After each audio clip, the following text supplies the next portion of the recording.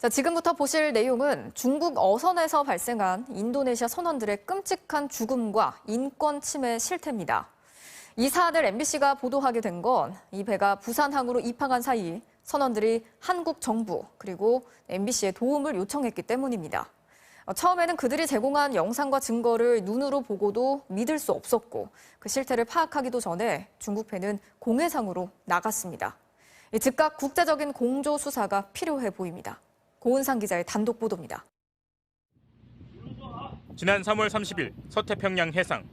한 중국어선 갑판 위에 붉은 천으로 감싼 관 하나가 놓였습니다. 입관된 사람은 인도네시아 선원인 24살 아리 씨.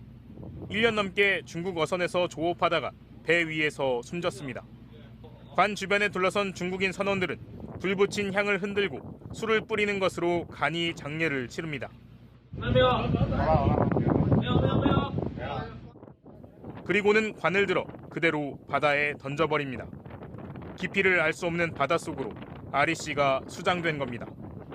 아리 씨가 숨지기 전에도 19살 알파타, 24살 세프리 씨가 숨졌고 숨진 그날 모두 수장됐습니다. 숨진 일부 선원의 서약서에는 사망할 경우 화장한 뒤 본국으로 보내주기로 되어 있었습니다. 동료들은 시신이 바다에 버려지리라고는 상상하지 못했습니다. Enggak, Ibu. Dikremasi di tempat terdekat. 동료 선원들은 배 위의 환경이 열악했고 노동 착취도 이어졌다면서 숨진 선원들이 한 달 가까이 질병에 시달리며 고통을 호소했다고 증언했습니다. Awalnya kram, terus dia tahu-tahu kakinya bengkak dan dari kaki itu langsung nyerang ke badan. Dia nyerang ke badan langsung sesak dia, Bu. 중국 선원 대다수는 육지에서 가져온 생수를 마셨지만 인도네시아 선원들은 바닷물을 정수한 물을 마시며 생활했는데 이 물을 마시고 몸 상태가 나빠졌다는 겁니다. Emang pusing, emang nggak bisa minum air itu sama sekali, Ibu. Pernah juga sampai kayak ada dahak-dahak di sini. 게다가 하루 18시간에 이르는 고된 노동에 시달렸다고 합니다. Waktu kerjanya, Bu, jadi kayak berdiri itu sekitar 30 jam dan setiap 6 jam kan makan ya. Nah, jam makan inilah yang dimanfaatkan kami hanya untuk duduk. 하지만 이들은 노예 같은 환경 속에서 벗어날 수 없었습니다. 전형적인 착취와 또 바다에 묶어두는 그런 장치들이 있는 거예요. 아까 여권이 압수되는 거, 이탈 보증금을 포함한 엄청나게 높은 송출 비용, 이런 것 때문에 선원 중 5명은 바다에서 13개월 동안 일하고도 고작 $120, 우리 돈으로 14만 원을 받았습니다. 월급으로 치면 11,000원을 받은 셈입니다. 이 중국 원양어선은 참치잡이 배였습니다. 하지만 수시로 긴 막대를 이용해 상어를 잡아 올렸고 샥스핀, 그러니까 상어 지느러미만 도려내 따로 보관했습니다. 보통 하루에 20마리 이상의 상어를 포획했다고 했거든요. 상어 지느러미 16상자를 봤다고 했거든요. 한 상자가 45kg이. 그러면 대략 800kg.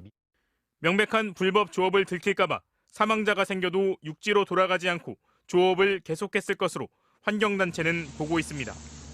배 안에 너무나 많은 상어 지느러미가 있다 보니까 검색을 받았을 경우에 엄청나게 큰 제재를 받기 때문에 그게 무서워서 안 들어간 걸로.